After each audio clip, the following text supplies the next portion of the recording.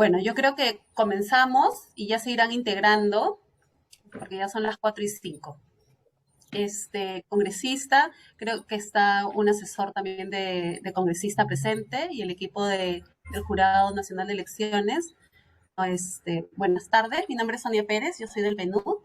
Iniciamos esta cuarta sesión del curso que va a estar enfocado en estrategias innovadoras para facilitar el diálogo con la ciudadanía. Esta sesión va a estar a cargo de Cecilia Güemes. Ella es docente del Departamento de Ciencias Políticas y Relaciones Internacionales de la Universidad Autónoma de Madrid e investigadora asociada de la Fundación Carolina, donde además es cofundadora y presidenta del Grupo de Investigación, Gobierno, Administración y Políticas Públicas. Es también coordinadora del Grupo Permanente de Trabajo de Política y Gestión Pública de la Asociación Española de Ciencia Política y de Administración. Fue coordinadora del programa Madrid Escucha y secretaria de la revista Gestión y Análisis de Políticas Públicas en el Instituto Nacional de Administración Pública de España. Sus líneas de investigación son confianza social e institucional, cultura de la legalidad y políticas públicas.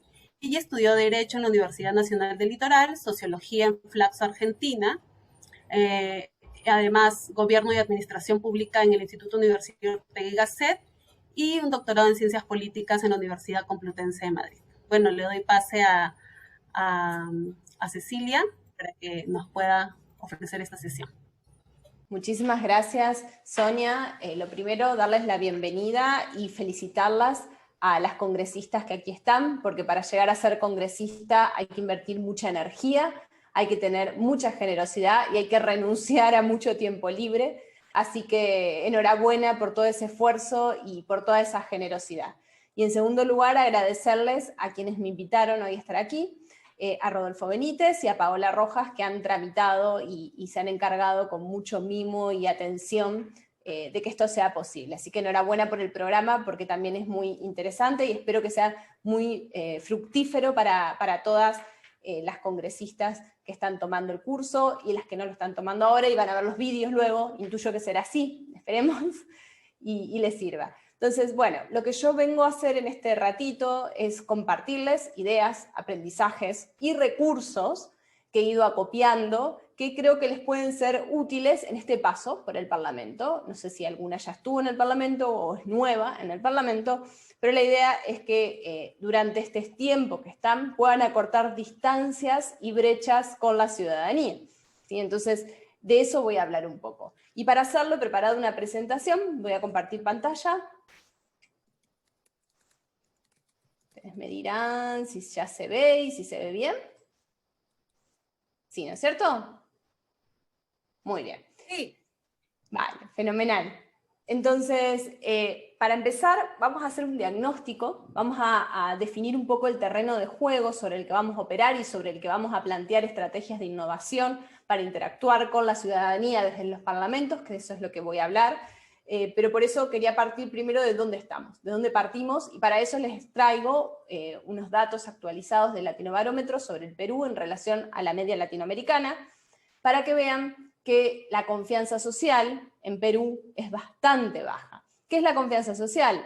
Es la expectativa que tenemos de que otras personas a las que no conocemos nos vayan a no defraudar ni a hacernos daño. Es decir, yo cuando confío espero que no me traicionen. Eso es básicamente, es una apuesta en una situación donde no se conocen todas las variables, donde hay riesgo, pero es una apuesta que hacemos para poder interactuar, para poder coordinarnos, trabajar colectivamente, etc. ¿Qué pasa cuando no existe confianza social?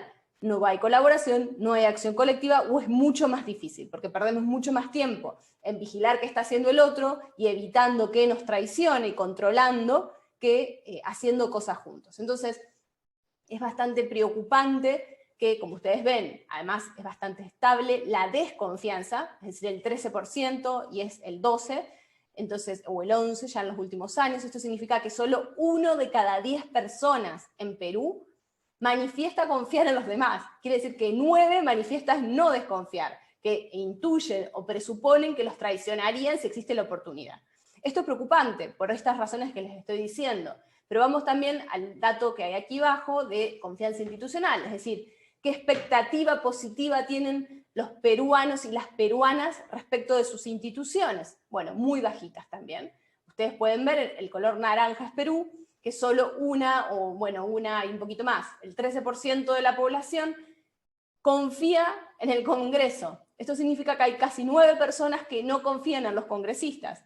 Y lo mismo pasa en el gobierno, en el Poder Judicial y en las Fuerzas Armadas. Pero fíjense que el Congreso es una de las instituciones democráticas, representativas, que tanto valor tiene en nuestros modelos de democracias liberales, que tiene una alta desconfianza. Esto significa que hay mucha insatisfacción, que hay mucha desafección respecto de las instituciones, y esto es un problema para nuestras democracias. Fíjense el último gráfico que les preparé, que tiene que ver con la percepción que tienen los ciudadanos respecto a si los parlamentarios son o no corruptos, o están involucrados en actos de corrupción. Y fíjense que el 35% cree que casi todos los parlamentarios son corruptos, y el 33% que todos. Solo el 5% cree que ninguno de los parlamentarios, o solo algunos, el 20 y tantos, pero creo que todos estos datos lo que nos dicen es que la desconfianza y la situación de la que partimos es muy negativa, ¿sí? Estos son datos para mostrarlo. Bueno, ¿y qué es lo que está pasando en Perú y también en América Latina? Porque como vieron, los datos de Perú son muy parecidos a los de América Latina, lo cual hace pensar que Perú no es una excepción dentro de la región, sino que dentro de la región es uno más de los países donde hay una gran desafección, donde hay un gran resentimiento. Pero lo que es interesante es que si bien en los 90 hablábamos de desafección, de resignación, de apatía o cinismo respecto a las instituciones, es decir, unas emociones que no me interesan, no creo en ellas, me da lo mismo, paso de ella, como se dice en España, lo que se está viendo en los últimos años, este nuevo milenio, es que ese paso de las instituciones se ha convertido en una ira, en cabreo, en resentimiento. La ciudadanía está enojada, y está enojada porque se siente agraviada. Esto se puede entender desde dos puntos de vista, es decir, desde el punto de vista de el Estado y el gobierno me está fallando en cumplir sus funciones básicas y elementales, es decir, el contrato social básico que crea el Estado, y no me está dando ni seguridad ni garantizando la igualdad, la redistribución, que son dos cuestiones que tienen como principios básicos los estados modernos, pero principalmente la seguridad. En América Latina importa mucho el miedo, la sensación de inseguridad, el salir a la calle y que me pase algo. Específicamente esto a las mujeres les afecta de una manera mayor, ¿no? Entonces, esta ira que estamos detectando y que explica en buena medida el enojo de las sociedades, debe ser comprendida, interpretada y caracterizada para poder trabajar en ella, y para poder abordarla, y para poder entender por qué la ciudadanía sale a la calle a protestar, y cuando sale, esa ira se crece de forma rápida, ¿no? Y el mejor ejemplo es Chile, en la región, ¿no? Empieza por una aparente subida del boleto del metro, termina en una constituyente. Afortunadamente, termina canalizado, después de todo el sufrimiento que pasó la sociedad chilena, en una reforma constituyente que a su vez va a ser paritaria, lo cual es muy interesante. Pero quiero decir que hay un cabreo que emergió, un enojo, de forma inmediata, veloz, y que se ha propagado. Entonces, una de las formas de entenderlo es las que les decía. Entenderlo como hay una falta de expectativas vitales, hay un desencanto con el proyecto de la modernidad que había, ¿no? De que yo pensaba que mis hijos iban a vivir mejor que yo, y nosotros mejor que nuestros padres, y eso se ha visto traicionado. No sucede, porque las instituciones no son capaces ni de garantizarme seguridad, ni de garantizarme igualdad. Otra de las razones por las que se puede explicar este enojo tiene que ver con las crisis de las instituciones democráticas. Esto tiene que ver con dos cuestiones. La primera es la corrupción. Estamos muy enojados porque conocemos escándalos flagrantes de corrupción al interior de las instituciones, y que es una institución que está cronificada en esas instituciones. Que no son todos corruptos, vale, pero en los medios y en todos lados hay una alta percepción de que la sociedad es corruptible y que los representantes políticos lo son. Entonces hay un enojo por eso y hay una distancia. Lo que sienten las personas y la ciudadanía es que las élites, digamos, que gobiernan, como dicen en España, la casta, utilizando algunos conceptos de Gramsci, que también se usó Podemos y la izquierda la ha utilizado en España, esa casta vive otra vida que no es la vida del pueblo en general. Esta sensación y esta percepción, se llame casta, se llame élite, se llame como se llame, es generalizada en las sociedades iberoamericanas, incluso me animaría a decir que en muchos otros países. Digamos, esto explicó en gran medida también triunfos de por ejemplo, en Estados Unidos, Trump también se intentó explicar por esa, o en Inglaterra, en Reino Unido, perdón, el Brexit, digamos, hay un desencanto, hay mucha gente que se siente que esas personas que las iban a representar están muy distanciadas, están muy lejos y se ven como perdedores de la globalización, y esos que los van a representar son deshonestos, mentirosos, entonces me da lo mismo cualquiera. Voy a elegir a cualquiera que exista porque total, todos son malos por igual. Bueno, si uno entiende que el enojo va por esas dos vías, lo que tiene que hacer es generar mecanismos y dispositivos para trabajar sobre ese enojo. Lo que no se puede hacer es ignorar el enojo y hacer como que no existe y que seguimos con instituciones que son legitimadas y queridas por la ciudadanía, porque eso no sucede. Y eso no viene sucediendo en los últimos 20 años. Entonces, entender el enojo y tratar de cartografiarlo y caracterizarlo es la primera paso. Pero el segundo paso es desarrollar mecanismos y dispositivos que ayuden a combatir ese enojo. Y creo que el principal es la escucha y el diálogo. Dos habilidades de las que las mujeres sabemos desde hace mucho tiempo utilizar. Escuchar es en alguna medida transferir poder a aquella persona que se la escucha. Es darle poder, ¿sí? Es dedicarle tiempo, es darle atención. Y es muy importante en sociedades que se siente que hay mucho desprecio, mucho desinterés, mucho olvido de las personas, que empecemos a escuchar. Y escuchar no significa oír. Oír es algo biológico. Escuchar es mucho más. Es una predisposición a estar abierto al otro. Y dialogar es la segunda parte, ¿sí? Es poder escuchar y hablar, pero ambos, pero primero escuchar. Por eso, ahora les voy a contar, la estrategia del gobierno abierto y del parlamento abierto va a incidir en muchas de estas cuestiones. Entonces va a hablar justamente de la participación y de la colaboración como ejes claves para lograr negociar, consensuar y encauzar el conflicto. Porque el conflicto es consustancial a la vida social. El conflicto existe en nuestras sociedades y ha existido siempre. Lejos de negarlo, lo que tenemos que aprender a hacer es a gestionarlo, a darle una salida, ¿sí? A encontrar, a canalizarlo socialmente a partir de estrategias, herramientas y vías democráticas, ¿no? Por último, para generar respuestas y compromisos concretos y convertir ese enojo en un catalizador del cambio social, porque el enojo se puede quedar en eso, en una especie de pataleta, como dicen en España, y hay episodios que pueden ser más o menos violentos, protestas que pueden ser más o menos multitudinarias, pero lo interesante es que eso no se quede ahí, que no sea algo episódico, sino que tratemos de canalizarlo. La sociedad tiene que saber procesar, y las democracias, esa ira y ese enojo que se va generando, porque esa frustración, de alguna manera, va a ir socavando las bases de la democracia.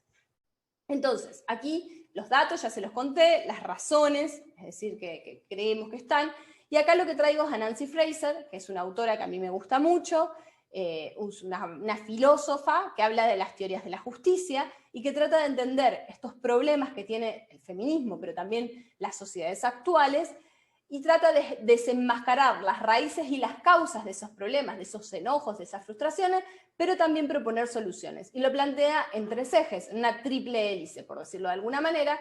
En la bibliografía luego les dejo un link con algún estudio de ella sencillito, recortado para que puedan acceder.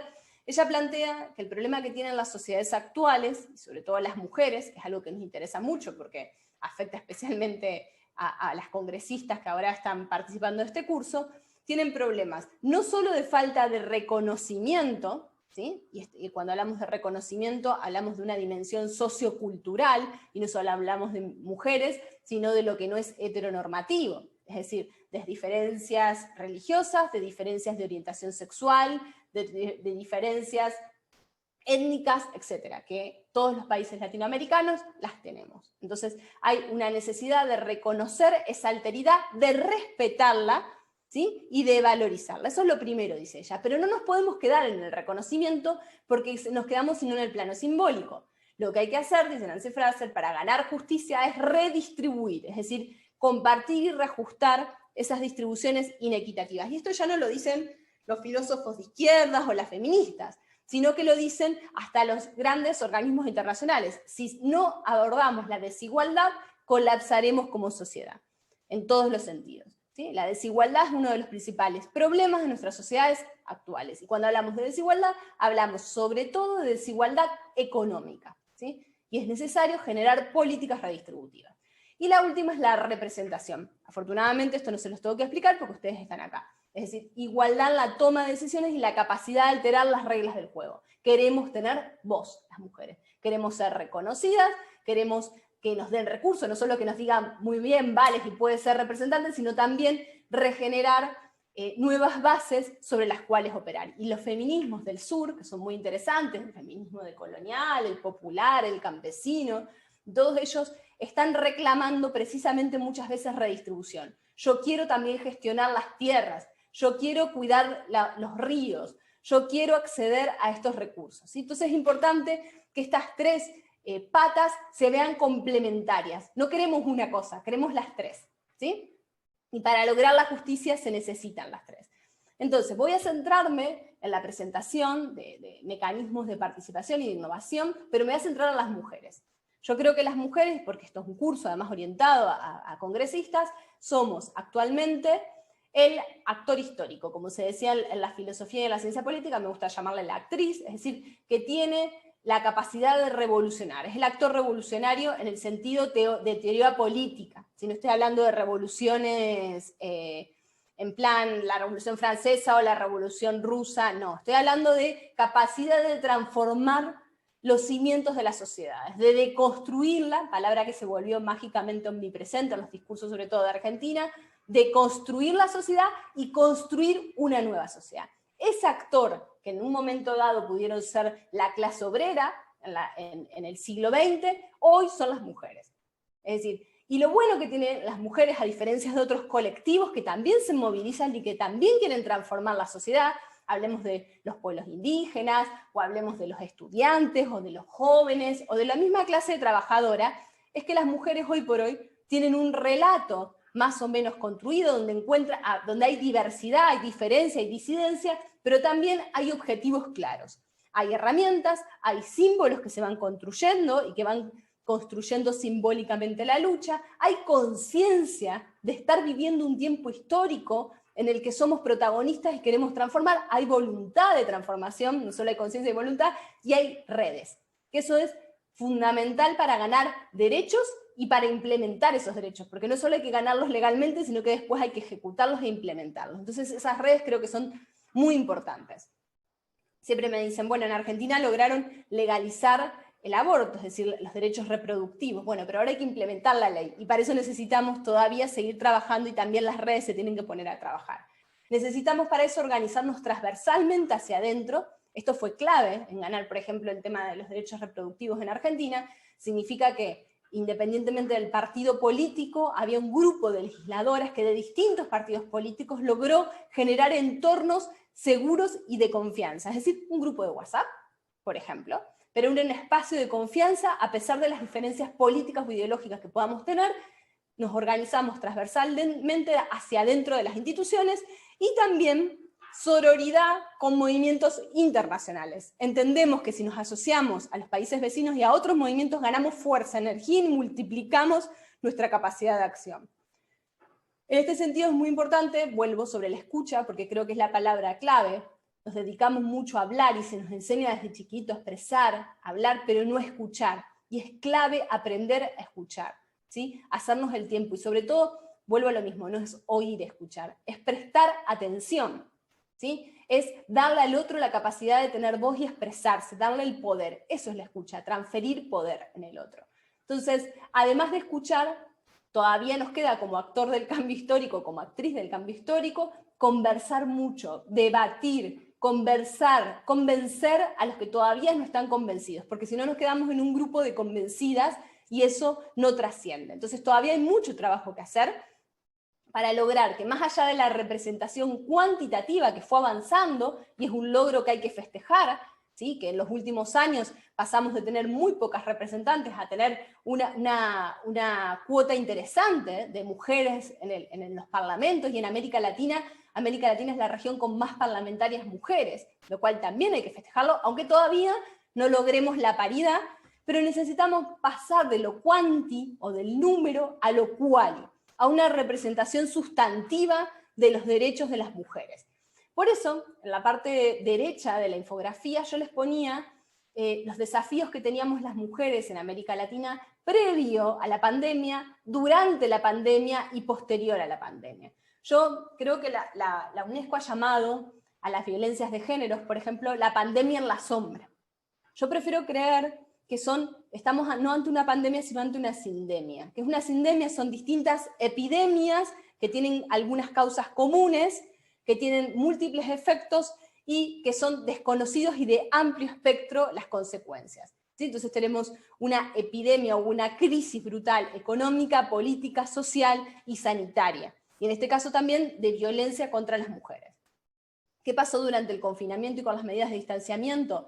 Bueno, se han incrementado, como ustedes saben, no voy a incidir en esto porque entiendo que ya lo han abordado y lo van a abordar, y además la mayoría de ustedes debe ser especialista en estos temas, pero es importante resaltar que durante ese confinamiento se han incrementado la violencia física y sexual, es decir, la mujer pasó de tener miedo fuera de casa a tener miedo dentro de casa, porque había muchas condiciones que hacían más probable sufrir violencia por parte de las parejas, si la pareja se quedaba sin trabajo, si ya no podía pedir ayuda, etcétera, etcétera.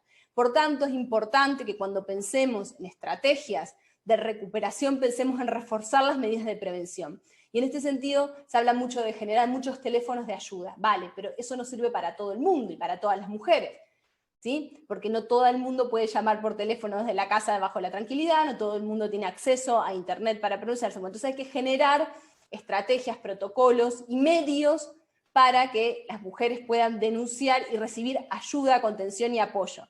Lo mismo con los derechos reproductivos desatendidos, es decir, se ha desplazado el foco de atención durante la pandemia a atender la emergencia sanitaria y han quedado desatendidas otras cuestiones claves que se espera, por ejemplo, que van a aumentar brutalmente los embarazos no deseados, pero también los embarazos de niñas durante la pandemia, lo cual es muy grave, porque no hay accesibilidad a recursos anticonceptivos, ni hay asesoramiento, ni demás.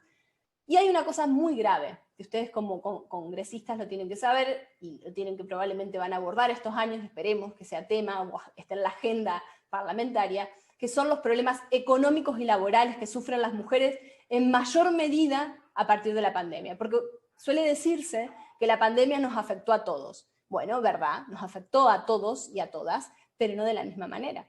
A las mujeres las ha afectado mucho más brutalmente. ¿Por qué? Porque los mercados, por ejemplo, más afectados son el turismo y los servicios, donde están empleadas mayormente las mujeres, o el servicio doméstico, donde también es la mujer la que está empleada. Por tanto, la mujer tiene más afectación por el tipo de trabajo. También es cierto que en la primera línea de atención a la pandemia, las enfermeras son mujeres mayormente, entonces están mucho más afectadas. También la mayoría de trabajos que hacen las mujeres son mucho más difíciles de teletrabajar. Por tanto, era muy difícil el confinamiento y mucha gente perdió el trabajo, sobre todo si tenía trabajos informales, con la pandemia. Y también las que no lo perdieron, muchas pidieron reducción de jornada para poder cuidar. Es decir, no solo a hijos, sino a mayores o a dependientes. Todo esto agrava la situación de la mujer y obliga a que en esta recuperación que estamos pensando y en el objeto o el tema de trabajo o el asunto político debería tener sobre la mesa, es pensar estrategias de recuperación económica para las mujeres. Porque sin autonomía económica, la mujer difícilmente pueda lograr avanzar hacia otro tipo de autonomía, ¿sí? Entonces, eso es un tema también a tocar. Y por último, el aumento de la violencia psicológica y ciberacoso. ¿Por qué estoy abordando todo esto? Porque creo que son temas de importancia prioritaria que como mujeres ustedes deberían tener en cuenta y sobre los que deberían poder incidir en una participación dentro de los parlamentos que no sea solo cuanti, sino cualitativa. Que estos temas se convirtieran de algún modo en objeto de trabajo, de debate, de escucha, dentro de los parlamentos. Entonces, dentro de las salidas y de las soluciones que se generan, para pensar, bueno, ¿y qué hacemos con todo esto? Con todos estos problemas, muy bien el mapeo, muy bien los datos, muy bien identificadas las causas y los objetivos que tenemos, ¿no? Sobre los que tenemos que trabajar, como dicen en inglés, los goals, la meta, ¿no? Bueno, ¿y qué hacemos? ¿Cómo lo hacemos? Bueno, acá dentro del paradigma del gobierno abierto, lo que hay se ha trabajado y se ha trasladado el paradigma del gobierno abierto, que es una forma de pensar el quehacer de las instituciones públicas, especialmente de los gobiernos, pero también de los parlamentos y de la justicia, de los otros poderes del Estado, de una manera diferente. Es decir, dándole voz a los sujetos, a los que se supone que representan esas instituciones. Esto de gobierno abierto probablemente ya lo han escuchado, hay mucha literatura, y además Perú está asociada a la Alianza para el Gobierno Abierto. Yo me voy a dedicar no a la transparencia, no a la rendición de cuenta, no a la ética, sino a la participación ciudadana. Porque creo que es relevante que también se incluyan las voces de las personas representadas en los parlamentos. ¿Y qué es la participación ciudadana? La participación ciudadana, según la propia Alianza para el Gobierno Abierto, o OGP en inglés, es la convicción de todos aquellos que son afectados por una decisión, tienen derecho a participar en el proceso de toma de decisión. ¿Sí? Esa es una convicción, la participación. Y además, esa participación, ese derecho que tienen los sujetos a los cuales va a afectar una decisión de tomar parte de esa decisión, incluye la promesa de que la contribución que se haga a esa decisión va a influir en esa decisión. ¿Sí? Además, promueve la toma de decisiones sustentables al reconocer y comunicar las necesidades e intereses de los participantes, facilita y procura la participación de quienes se ven afectados por esa decisión, solicita la opinión en cuanto a los mecanismos, ofrece la información que se requiere para participar de manera significativa y comunica a los participantes de qué manera su aportación ha afectado en última instancia la decisión que se ha tomado. Esto es qué es la participación. Ahora, hay muchas formas de instrumentar la participación. Ahí hay una escalera que les pongo, que son de las maneras más sencillitas y menos participativas, como puede ser la información, ¿sí? Ofrecer información sobre lo que hacemos, podemos considerarlo una participación de muy bajo nivel. En cambio, la consulta, por la opinión, por los deseos, por el parecer de los ciudadanos, eleva un poquito más la participación, pero el nivel más elevado de participación es el derecho a tomar parte, es decir, cuando se integra a la ciudadanía en la co-creación de respuestas, ¿sí? Y de salidas a los problemas públicos. ¿Para qué queremos que la ciudadanía participe? Para cortar la brecha que existe. Eso que les mostraba al inicio, esa desconfianza, ese enojo, ese cabreo, esa distancia que siente la ciudadanía de sus representados, es decir, que siente que solo la llaman cada 4 años a votar o cada 2 años. Entonces, bueno, lo que trata de pensar el paradigma del gobierno abierto y la participación es que si yo acorto esas distancias y genero mecanismos hábiles para que esa ciudadanía se exprese y trabaje con los representados, puedo regenerar la propia democracia. Pero para eso, para que la participación sirva realmente a esos fines, no vale cualquier tipo de participación y de cualquier manera. Es decir, para empezar yo tengo que integrar en la participación actores relevantes. Es decir, acá hay un peligro, porque los procesos participativos lo que siempre hay es un grupo de los sospechosos de siempre, que son los que participan, o los amigos de los que están en el poder, o los expertos en participación. Yo tengo que tratar de salirme de eso y tratar de invitar a los que no vienen a la participación, a los ausentes, a los olvidados, ¿sí? Porque en la medida en que yo incorpore nuevas voces, estoy ganando sustancialmente en democracia. Si yo no integro nuevas voces, no gano en democracia. Lo que hago es una participación cosmética, limitada. Por eso es importante, además de integrar a diversidad de personas, cuidar el proceso de diseño, es decir, el diseño del mecanismo de participación. Cuando yo genero mecanismos de participación, yo tengo que invitar a la gente a venir, a expresarse, a tomar parte, a decidir o a aportar, pero con reglas claras, y gestionando muy bien las expectativas de esas personas, porque si yo levanto falsas esperanzas sobre lo que se puede hacer y después no lo hago, lo que genero es más desconfianza, más enojo, más distancia. Por tanto, hay que tener mucho cuidado cuando se plantea un proceso participativo en el manejo y gestión de las expectativas de las personas. Luego es muy importante dentro de los procesos participativos, esto para cualquier proceso participativo, es que existe una conducción y una mediación del proceso adecuada. ¿Sí? ¿Qué significa que haya una conducción? Que haya alguien, o varias personas, o un equipo, que justamente coordine los esfuerzos y que garantice que va a haber respeto mutuo entre todos aquellos que participan y que va a haber un respeto, un terreno común, con reglas claras, donde vamos a saber no solo cómo comunicarnos, sino cómo gestionar el desacuerdo, porque es evidente que en un proceso de debate, de diálogo, de construcción, va a haber desacuerdos. Esas otras cosas. No, como no tenemos que ignorar el conflicto, tampoco tenemos que ignorar la presencia de desacuerdos en cualquier proceso. Lo que hay que hacer es anticiparse a eso y generar mecanismos de mediación que sean hábiles y que no anulen a algunos actores. Lo cuarto que es importante a la hora de crear procesos de participación es que los procesos de participación, para que generen confianza y para que justamente acorten las brechas que existen, es que sean con un tiempo suficiente. No nos vale con que nos juntemos una hora o que se nos pida una opinión o un like, como si fuera Facebook o si fuera catalogar algo, porque eso no genera confianza. Yo necesito un tiempo suficiente para encontrarme con ese otro, para construir un terreno común, ¿sí? Entonces, porque si yo no conozco al otro y no me reconozco en esa otra u otro, no soy capaz de generar confianza. Simplemente participo como si compro en Amazon, ¿sí? Entonces necesitamos espacios donde haya un tiempo, pausa, para que yo ponga en juego los estereotipos que también tengo sobre ese otro y otra. Si yo no desarrollo afecto en estos procesos participativos, no voy a poner en cuestionamiento ni los estereotipos, ni las ideas con las que yo vengo, y voy a salir igual que entré de los procesos participativos. Y por último, que los procesos participativos, para que sean importantes, tiene que haber participación activa de los responsables y técnicos con capacidad de decisión. Es decir, si yo invito a participar a la ciudadanía, pero después no pasa nada y todo lo que pasó en el proceso participativo queda en un cajón archivado, eso genera mucha más desafección, enojo y brechas de las que ya existían. Por tanto, es importante que los procesos participativos se integren a aquellos que tienen capacidad de tomar decisiones, ¿sí? Para que tenga sentido.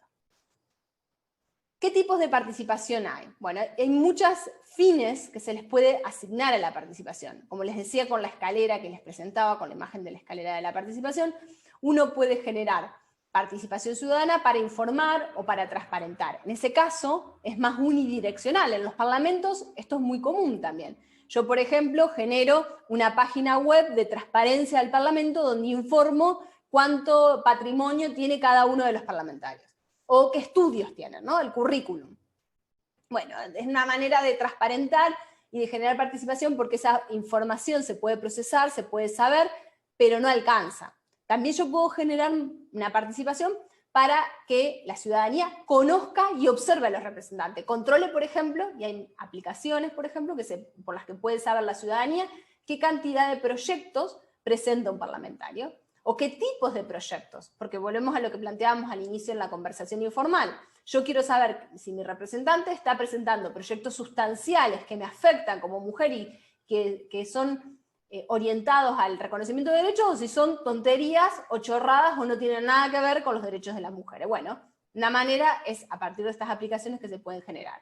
También puede servir la participación para identificar temas de debate, es decir, como un globo sonda. Yo puedo hacer un tanteo o abrir una escucha desde los parlamentos para ver qué es lo que piensan sobre ciertos temas, o lo que se hace en los grandes diálogos, como se hizo en Francia, por ejemplo, para saber cuáles son los temas que quiere la ciudadanía abordar post-COVID, o por dónde debería ir el modelo de desarrollo una vez que salgamos de la pandemia. Bueno, esas son formas donde yo abro espacios de debate y de participación para identificar qué es lo que hay en el ambiente y sobre qué debo trabajar, sobre qué me debo orientar. Otra forma es permitirle a la ciudadanía que introduzca temas en la agenda, ya sea por un derecho de petición, o ya vamos a ver mecanismos más constitucionales y estructurados, o a partir de un change.org, es decir, mecanismos de parte de la ciudadanía donde se pueden introducir en la agenda de debate de los parlamentos. Para otra manera u otra finalidad de la participación pueden ser los estudios previos y comparados, es decir, yo voy a encargar a ciertas asociaciones que hagan un diagnóstico y una serie de investigación de experiencias de otros países sobre un asunto concreto que puede informar la toma de decisiones dentro del Parlamento.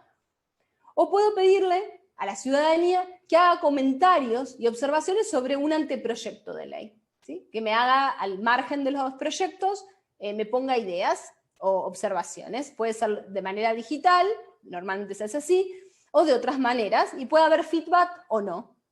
El ejemplo más paradigmático en este sentido es el de Brasil, ¿no? El del Parlamento de Brasil, con el Wikileaks que hizo para participar y para observar. Pero ahora casi todos los países y todos los parlamentos lo han introducido a esto.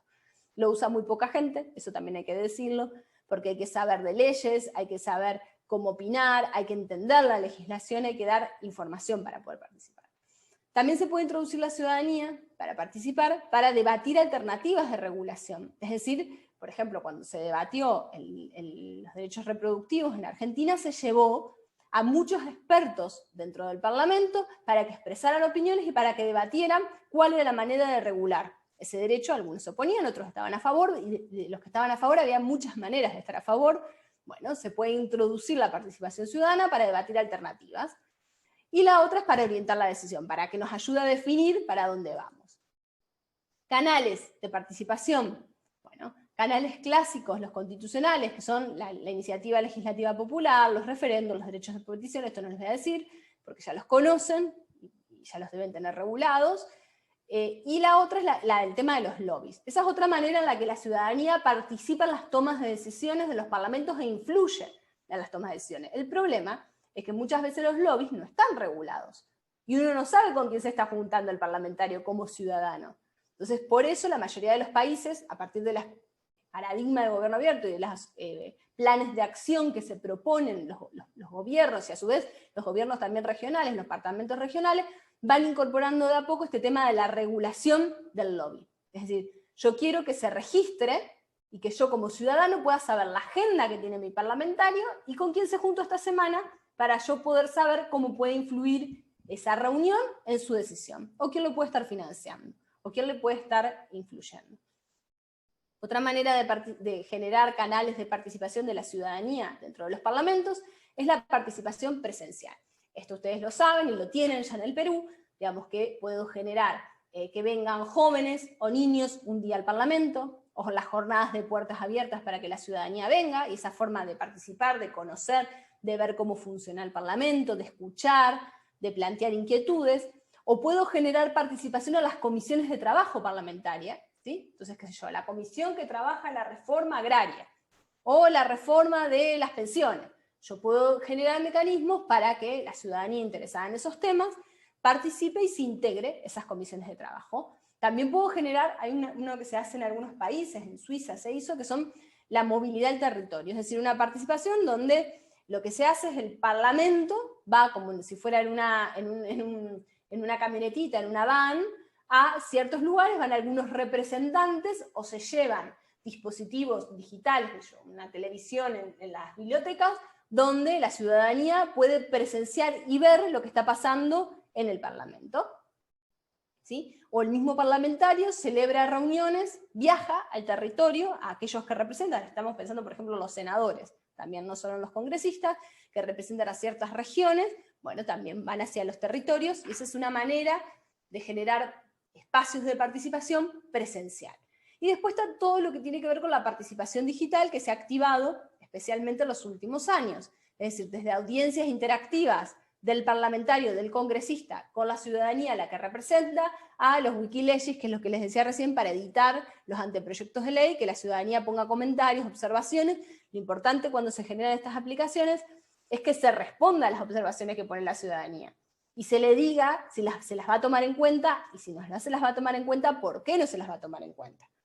Entonces, estos son los formatos de participación más o menos clave. No me quiero comer mucho tiempo más. Hay muchos ejemplos, yo les voy a dejar acá los recursos, si ustedes pinchan van a tener acceso a los libros, hay 2 libros acá, donde hay muchísimos ejemplos de Open Parliament, ¿sí? Es de parlamento abierto y de mecanismos digitales y no digitales y más o menos tradicionales que se están implementando en todo el mundo, incluyéndolo a los que se están implementando en Perú, ¿no? Esto de las jornadas, por ejemplo lo de transparencia y información que ya existen. También les voy a dejar 2 bases de datos. Una es Latino Project, que es un proyecto que se hizo desde una profesora de Brasil, en Berlín, que reúne miles de experiencias de innovación ciudadana, específicamente de participación, también hay de participación digital y de otro tipo de participación, y que ustedes tienen, este repositorio, lo bueno que tiene es que tiene filtros.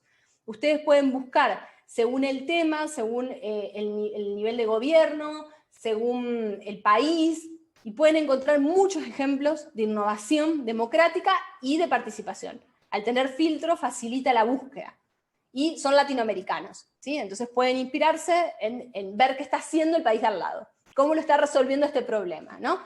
Y lo que les voy a dejar también es el link a CEPAL, donde hay todo lo que tiene que ver con Parlamento Abierto, y hay guías de cómo implementar el Parlamento Abierto. Seguramente ustedes las conocen o las van a conocer en los próximos años, y es un avance. En Perú también hay bastante avanzado en esta materia, así que bueno, eso se los voy a dejar. Y las referencias de todo lo que les conté, con links que ustedes pueden acceder y ver los recursos que les he dejado.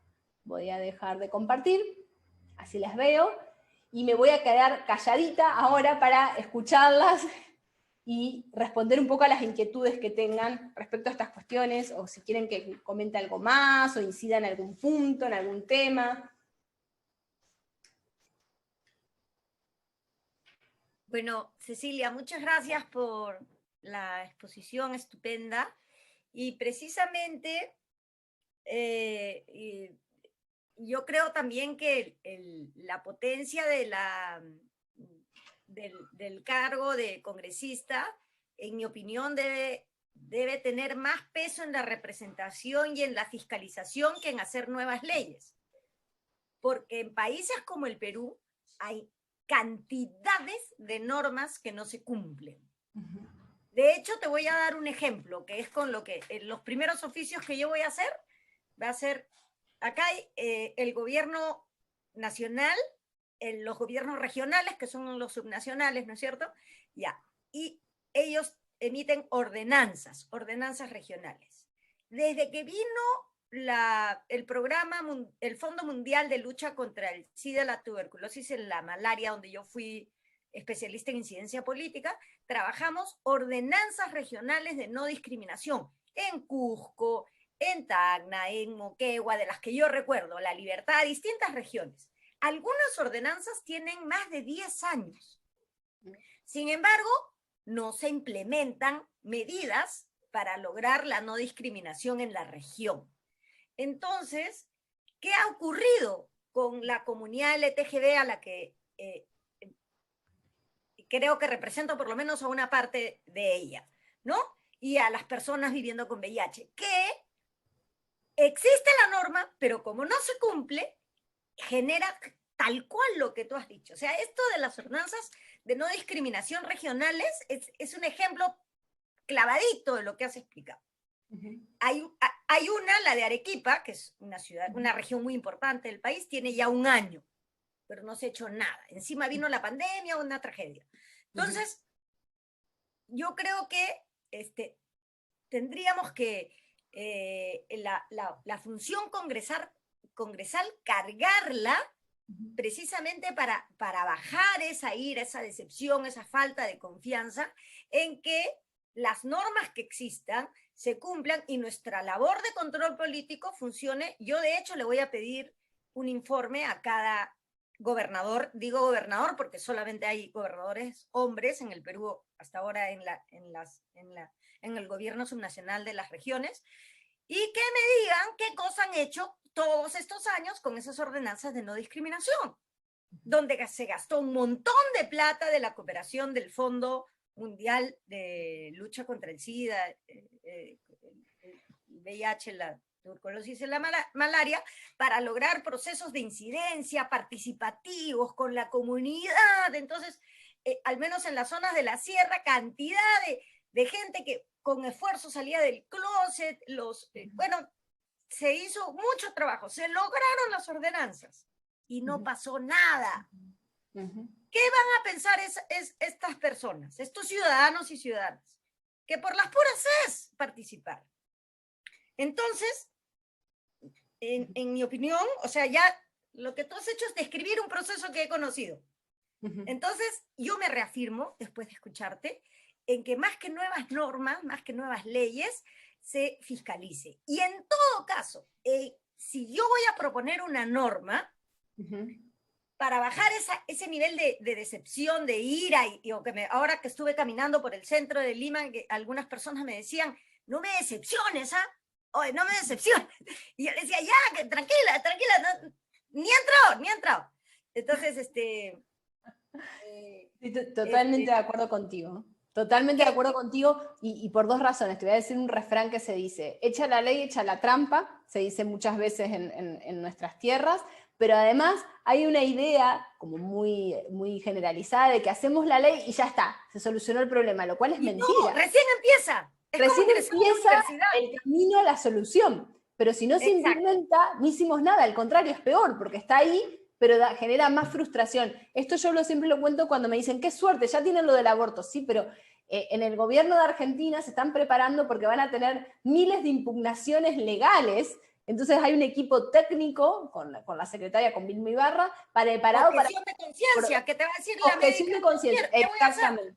Exactamente. Entonces quiero decir, ese derecho puede quedar en papel mojado si no se implementa. Entonces coincido contigo plenamente en que la labor del parlamentario no es solo crear o proponer normativas, sino también monitorizar, vigilar y evaluar, que son tres cosas distintas y muy relevantes. Monitorizar cómo se está implementando. Vigilar los fondos y cómo se viene haciendo esa implementación. Vigilar si se cumple o no se cumple, por qué no se cumple, dónde, porque los territorios son muy diversos en nuestros países y no en todos lados no es lo mismo la capital que el resto, ¿sí? No es lo mismo Buenos Aires que Misiones, ni Catamarca, y en el caso del Perú, ustedes me dirán todas las regiones y cuáles, en dónde sí, en dónde no. Por tanto, hay que monitorizar, vigilar y evaluar el cumplimiento de la ley. Y eso también lo tienen que hacer los parlamentarios. Ahora, si me dejas agregar algo, también se puede contar con la participación ciudadana en esas tres cosas. Y uno se puede generar mecanismos para que las organizaciones que se están ocupando de estos temas y la ciudadanía interesada, que no está organizada, que no está afiliada a una ONG o lo que sea, también participen. Y eso es interesante que se plantee así, porque siempre vas a tener un feedback y va a ser mucho más legítima el desempeño de tu función, va a tener mucho más apoyo esa monitorización, esa vigilancia y mucha más difusión en el trabajo. Y esto contribuye a que la ley se haga carne a los ciudadanos, ¿sí? Porque esto, pues yo lo pongo el ejemplo del aborto porque es el más fácil. Una cosa es despenalizarlo del Código Penal, otra cosa es despenalizarlo socialmente, que no está asociado a la vergüenza, al miedo, al desprecio, a el separarse de la sociedad. Entonces coincido contigo, lo mismo con las leyes LGTB o con las de los enfermos de HIV, ¿no? Los portadores de HIV. De acuerdo totalmente. Gracias, Cecilia. No sé si hay más voces. Hola Cecilia, buenas tardes. Hola, muchísimas gracias por la presentación. Justo iba a preguntar y se me fue la señal, disculpe, ya volví y se desconectó. Lo que me pareció súper interesante esta idea de monitorizar, de supervisar, de evaluar. Y la verdad, especialmente el tema de la evaluación no lo tenía tan presente. Y hay una consulta. Nosotros, bueno, somos representantes de Lima, ¿no? O sea, que es como que es la capital. De hecho, nuestro trabajo, y hay un público diverso, también es nacional, por supuesto, porque más allá de quién te elige, eres representante de todos los peruanas, ¿no? Entonces, sí hay un trabajo como más cara a cara, más directo, de escucha, de representación, de colocar la voz, especialmente de las comunidades más empobrecidas en el país. Y bueno, Susel y yo somos del mismo partido. Y ahí hemos visto incluso estrategias de cómo trabajar. Pero yo tenía una pregunta, ¿no? Y me hacía hace ya semanas el conocer alguna experiencia pensando, claro, hay como una representación más directa, ¿no? De cara a cara, y hay otra que tú has mencionado que tiene que ver con el Parlamento abierto, creo que lo has señalado así, ¿no? Es como la ciudadanía digital, ¿no? Sí, comenzar a mirar otras formas, otros mecanismos de comunicación, ¿no? Entonces ahí yo quisiera, si nos puedes dar casos, ejemplos que podamos luego nosotras investigar un poquito más, desarrollar y de repente a tomar contacto con grupos parlamentarios que hayan podido en otros países. Aquí no está muy presente, en realidad. Nuestra práctica todavía está en el cara a cara, pero con la pandemia y todo, cosa que nos toca a nosotros un escenario también particular, ya en la campaña ha sido distinta. En este tiempo que todavía vamos a estar como en este mixto, o sea, ¿qué creo que la tecnología nos puede ayudar mucho, especialmente para sectores más urbanos, más jóvenes, que acuden mucho a la participación a través de los medios digitales. Entonces esa era mi consulta. Muchas gracias, Flor. A ver, dos cuestiones voy a comentar respecto a lo que me estás planteando. La primera es la identificación de los públicos con los cuales uno interactúa, lo que en inglés se le dice el target, ¿no? La targetización. Eso es fundamental cuando uno es congresista. Como bien decías, uno representa a todas y a todos, no solo a los que me eligieron o no solo un grupo, ¿no? Pero cuando quiere influir, no puede pensar que todas y todas son un colectivo homogéneo, porque no lo son. Entonces lo que hay que pensar es siempre a quién me quiero dirigir, o a quién en esta fase, o a quiénes.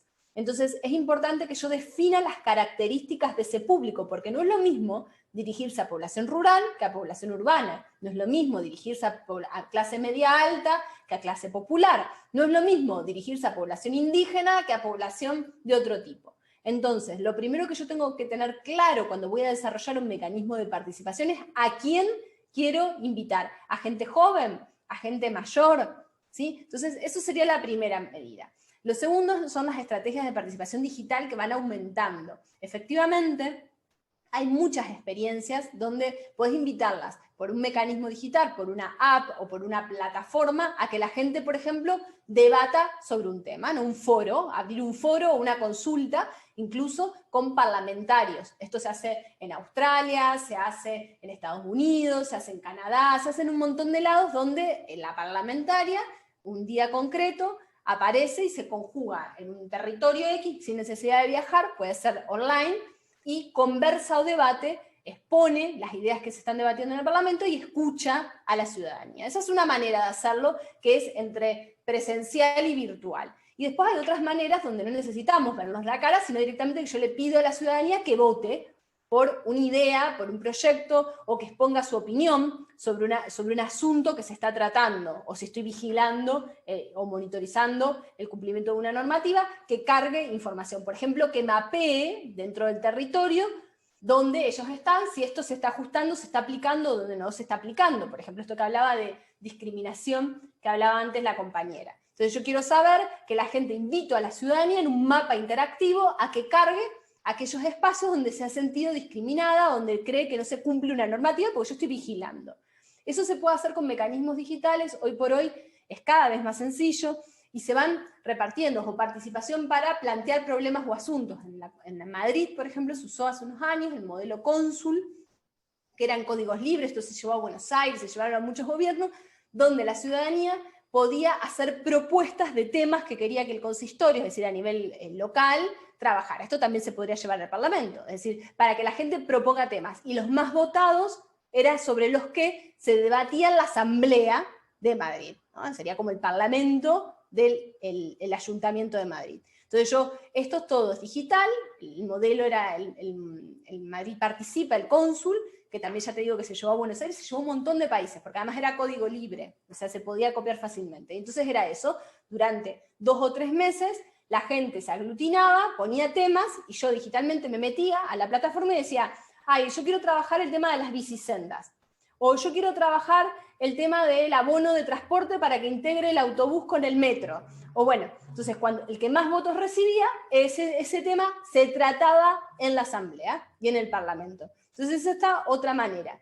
Pero vuelvo al inicio, hay app, hay mecanismos, hay un montón. Depende de lo que quieras hacer, ¿sí? Es muy importante tener claro a quién me voy a dirigir, porque si me voy a dirigir a los jóvenes, probablemente necesite las redes sociales también para interactuar con ellos. Y necesito usar un lenguaje específico.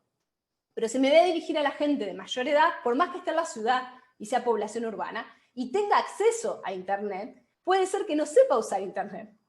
Que no sé, porque una cosa es tener acceso a la brecha digital, no es solamente tener un portátil con Internet, sino saber usarlo. Y eso también lo tenemos que considerar, no solo en América Latina, sino en Europa, digamos, porque muchas veces no se sabe cómo usar y la gente no participa porque no sabe cómo hacerlo, porque le da miedo equivocarse. Entonces, bueno, creo que ahí el tema, el desafío es definir muy bien a quién me voy a dirigir. Si vas a trabajar con población indígena, esto no te va a servir. Probablemente necesites algo más presencial y ni siquiera hablar con toda la población, sino con algún representante, ¿sí? Y tratar de buscar mecanismos de participación donde esa gente se sienta cómoda, ¿no? Entonces, eso lo va a marcar el ejemplo, la iniciativa a copiar, la puedes sacar de cualquiera de estos repositorios que te di, una vez que hayas definido los criterios o los filtros que querés tener en el proceso participativo. Cecilia, tenemos una pregunta, antes de cerrar la sesión, tenemos una pregunta del asesor Luis Yunis en el chat. Pregunta, ¿qué sugerencias tiene para poder contactarse con comunidades nativas que hablan diversos dialectos y no hay internet, especialmente en zonas alejadas de nuestra Amazonía? ¿Qué sugerencias? A ver, estrategias de participación, en esos casos lo primero es que uno tiene que ir al territorio, no tiene que esperar que las comunidades vengan a uno, ¿sí? Si Mahoma, va a la montaña va a Mahoma, es como dice la frase, ¿no? Mahoma va a la montaña, sería al revés. Bueno, entonces lo importante en estos casos es acercarse, y hay una cosa muy importante acá, que es muchas veces la participación desde los parlamentos, desde los gobiernos, se hace pensando en la comodidad de quien plantea el proceso participativo. Bueno, a mí me queda muy bien decir que soy muy abiertito y muy participativo y voy a hacer el comentario a las leyes. ¿Y quién te va a participar ahí? Solamente los estudiantes de Derecho y los 3 o 4 juristas que te conocen. Entonces, hay que tratar de evitar la comodidad de desarrollar un mecanismo que me venga bien a mí. Si yo quiero conectar con comunidades que están alejadas en el territorio, que son indígenas, que tienen otra forma de entender, otra cosmovisión, yo tengo que acercarme a ellas y pensar en qué canales tienen ellas de comunicación y de debate, porque probablemente ya los tengan. Entonces yo creo que es cambiar el chip e invertir la relación. No hay una plataforma de acercamiento, se pueden hacer asambleas, ahí en el mismo Latino Project, por ejemplo, hay un montón de asambleas rurales con pueblos indígenas, en Costa Rica también hay mucha experiencia, se ha trabajado en asambleas y en diálogos, se han ido abiertos con las comunidades indígenas, y también se integró las comunidades con otras comunidades no indígenas, que pueden ser rurales o que están en los territorios. Entonces eso también es interesante, se pueden ir combinando. Costa Rica es especialista en estas cosas y ha ganado premios respecto a esto, y sobre todo, volvemos a lo mismo, pensar en los mecanismos que se adapten a la comunidad a la que yo me quiero dirigir, incluyendo el idioma. No puedo usar el español si el español no es el idioma de esas comunidades, ¿sí? Entonces yo creo que el desafío pasa por buscar, hay muchas iniciativas, ya les digo, si los ponen además tanto en Latino Project como si los buscan en Costa Rica y demás, van a encontrar estrategias de participación. Habrá que ver si hay desde los parlamentos, pero se puede implementar, estoy segura. Gracias, Cecilia. Bueno, yo creo que esto podemos dar por concluir la primera sesión. Muchísimas gracias. Quiero aprovechar para agradecer nuevamente la presencia de las congresistas